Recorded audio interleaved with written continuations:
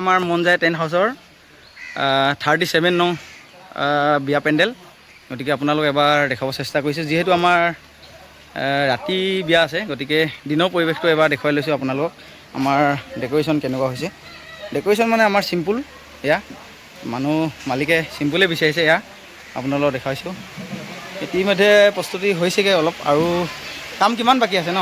কাম সেই সকলো সেইটো লগাই দিব আছে, আৰু কইনা বহাটো ন, কইনা ষ্টেণ্ডটো এয়া দেখিব পাইছে আপোনালোকে চব। ঢেকেজান খালগাঁও, এয়া আমাৰ ল'ৰাবোৰে লাগি আছে, আৰু এয়া ইলেক্ট্ৰিচিয়ানেও লাগি আছে। কামবোৰ শেষ হোৱা নাই, যিহেতু ৰাতি আছে বাৰু, আমাৰ এতিয়াও টাইম আছে আৰু কেইঘণ্টামান। এয়া পৰিৱেশটো কেনেকুৱা লাগিছে এবাৰ আপোনালোকক দেখাইছোঁ, ভিতৰৰ পৰিৱেশ। আৰু ইতিমধ্যে মহিলাসকলে চব্জি কাটি আছে, এয়া চাই লওক।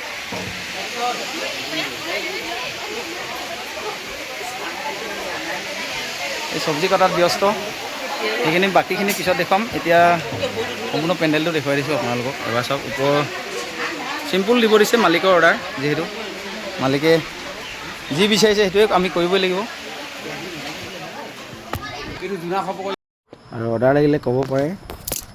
আৰু কাম কৰা ল'ৰাকেইজনে এবাৰ আলোকচিত্ৰ আপোনালোকক দেখুৱাব চেষ্টা কৰিছোঁ। আমাৰ এই কাম কৰা পাৰ্টি আটাইকেইজনে চবে ভাগৰুৱা হৈ আছে দেই।